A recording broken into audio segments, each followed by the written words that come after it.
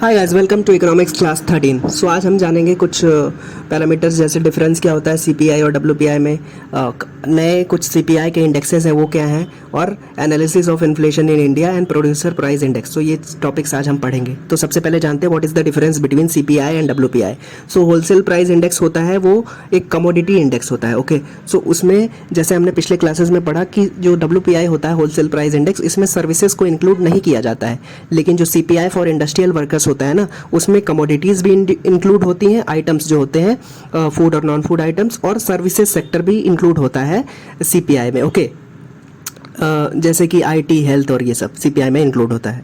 और लेकिन हम ये भी जानते हैं कि जो सीपीआई का बास्केट है डब्ल्यूपीआई के बास्केट से छोटा है, यानी कि कंज्यूमर प्राइस इंडेक्स का जो बास्केट है छोटा है डब्ल्यूपीआई से। ओके, सो नेक्स्ट डिफरेंस क्या है कि CPI is based on retail prices. मान लेते हैं आप किसी कपड़े की दुकान पे जाते हैं कपड़े खरीदने, तो वो आपके लिए रिटेलर हुआ, लेकिन वो रिटेलर आगे कहीं से खरीदता होगा ना होलसेलर से बल्क में चीज़ें, तो वो उसके लिए होलसेलर हुआ। ओके, तो CPI is based on retail prices and hence captures the prices of only essential goods and services. Okay, house hold level पे जो चीज़ें डिसाइड होती हैं हाउस होल्ड बजट पे, तो वो सीपीआई देखता है। ओके, लेकिन डब्ल्यूपीआई क्या होता है, होलसेल लेवल पे जो बल्क में आइटम्स ट्रेड होती हैं, खरीदी बेची जाती है, उसको कंसिडर करता है डब्ल्यूपीआई।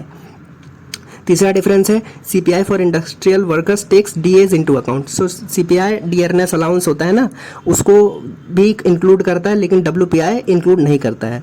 चौथा डिफरेंस, जो सीपीआई होता है कंज्यूमर प्राइस इंडेक्स, उसमें प्राइमरी आर्टिकल्स को ज़्यादा वेटेज मिलती है, मतलब 57%, लेकिन डब्ल्यूपीआई केवल 20% वेटेज देता है प्राइमरी आर्टिकल्स को। प्राइमरी आर्टिकल्स मतलब एग्रीकल्चरल आइटम्स, फूड और non food items, crude petroleum, ये सब हो गया। ओके, नेक्स्ट डिफरेंस ये है कि जो सीजनल फ्लक्चुएशंस होते हैं ना प्राइजेस में, वो डब्ल्यूपीआई कंसिडर नहीं करता है। तो seasonal fluctuation has less impact on WPI या होलसेल प्राइस इंडेक्स में। अभी अगला चीज़ हम देखेंगे what is the new CPI indexes. तो हमारे पास पुराने सीपीआई इंडेक्सेस थे, जैसे कि अर्बन नॉन मैनुअल एम्प्लॉयज़ के लिए, रूरल वर्कर्स के लिए। तो हमें इसकी ज़रूरत क्यों पड़ी, नए सीपीआई इंडेक्स की ज़रूरत क्यों पड़ी, जब हमारे पास CPI for industrial workers, agriculture labourers पहले था। ओके, तो आज हम ये पढ़ेंगे। तो जो नया सीपीआई इंडेक्सेस है उसका बेस ईयर 2012 है। ओके, सो क्यों ज़रूरत पड़ी, इसका ये रीज़न है कि अर्लियर जो सीपीआई कैटेगराइजेशन होते थे ना, वो हिस्टोरिकल थे, ओल्ड थे। तो जो मार्केट में हर साल हर साल नए चेंजेस आते हैं, तो उसको ये कंसिडर नहीं कर पा रहे थे पुराने इंडेक्सेस। इस वजह से रिफॉर्म्स की ज़रूरत पड़ती है ना। तो new CPI calculation is needed, it was needed because old were historical and calculation bye agencies for industrial workers and rural workers was difficult. तो जो रूरल वर्कर्स के लिए और इंडस्ट्रियल वर्कर्स के लिए हम सीपीआई कैलकुलेट करते थे ना, तो वो एक्यूरेटली कैलकुलेट एजेंसीज नहीं कर पाती थी, क्योंकि क्या पता कि एक्यूरेटली कैलकुलेट हो रहा है कि नहीं, क्योंकि इंडस्ट्रियल वर्कर्स और रूरल वर्कर्स के द्वारा जो चीज़ें हैं वो कई बार अंडर नोटिस में, अंडर मॉनिटर में नहीं आती हैं। ओके, बड़ी बड़ी एजेंसीज़ के द्वारा, क्योंकि दिल्ली में बैठ के आप रूरल वर्कर्स का क्या चल रहा है उसके बारे में आप ठीक नहीं पता लगा सकते ना। तो इस वजह से नए सीपीआई इंडेक्स की ज़रूरत पड़ी।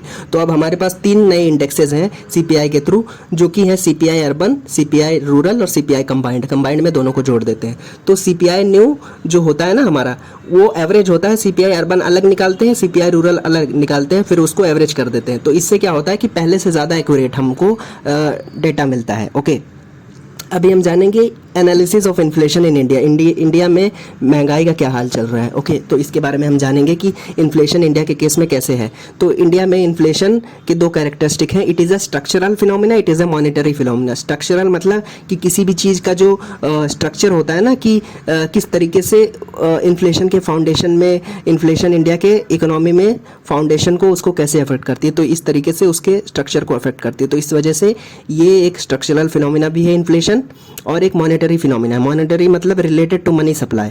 तो मॉनेटरी जब भी बात आएगी ना, तो it is related to the central bank of a country, in our case it is the RBI. So India's inflation has 2 characteristics, it is structural phenomena, it is a monetary phenomena. तो जब हम short term के लिए inflation calculate करते हैं, तो ये अच्छा मेथड नहीं होता है इन्फ्लेशन कैलकुलेट करने का, हमेशा लॉन्ग टर्म अच्छा मेथड होता है। ओके, तो simple demand and supply concept will be use for calculating inflation. हमने पिछले क्लासेस में पढ़ा डिमांड एंड सप्लाई का कॉन्सेप्ट। तो मीडियम टू लॉन्ग टर्म में आपको अगर कैलकुलेट करना है इन्फ्लेशन तो ये डिमांड एंड सप्लाई के कॉन्सेप्ट से कैलकुलेट होगा। Okay, also the movement of money supply and interest rate have influence on the actual demand and price levels of goods. Okay, तो जितना भी मनी सप्लाई मार्केट के अंदर होगा उसी हिसाब से चीज़ों की डिमांड होगी, क्योंकि लोगों के पास जितना पैसा रहेगा उतना कंज्यूम करेंगे, उतना चीज़ें खरीदना चाहेंगे, बेचना चाहेंगे। ओके, और इंटरेस्ट रेट मतलब मार्केट से इन्वेस्टर्स पैसा उठाना चाहते हैं या फिर नॉर्मल हाउस होल्ड्स पैसा उठाना चाहते हैं बैंक से, तो बैंक किस दर पे किस रेट पे दे रहा है उस पर भी फर्क पड़ेगा कि लोन लेना है कि नहीं लेना है। ओके, तो also the money supply and interest rate also have effect on price level and demand. Okay, so next चीज़ हम पढ़ेंगे प्रोड्यूसर प्राइस इंडेक्स। तो इसमें हमें शब्दों से ही पता चल जा रहा है कि ये क्या है, पीपीआई।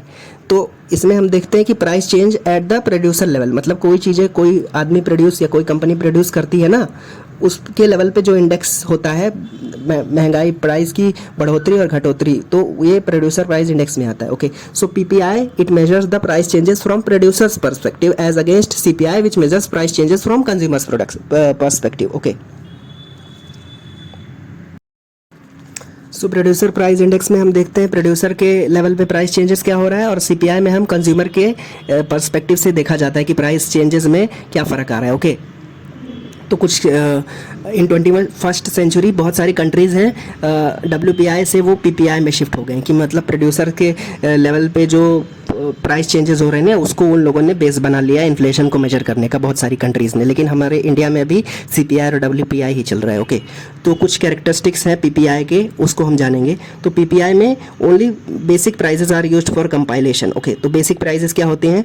बेसिक प्राइजेज मतलब वो प्राइजेज जिस पे प्रोड्यूसर चीज़ें खरीद रहे हैं अपनी चीज़ों को बनाने के लिए, मैन्युफैक्चर करने के लिए। Okay, so in PPI only basic prices are used for compilation. Basic goods जैसे हमने बेसिक प्राइस जाना ही कि जिस प्राइस पे प्रोड्यूसर खरीदते हैं। दूसरा कैरेक्टरिस्टिक क्या है पीपीआई का, कि इसमें जो टैक्सेस होते हैं, ट्रांसपोर्ट कॉस्ट होता है और ट्रेड मार्जिन्स एक्सक्लूड किया जाता है पीपीआई में। ओके,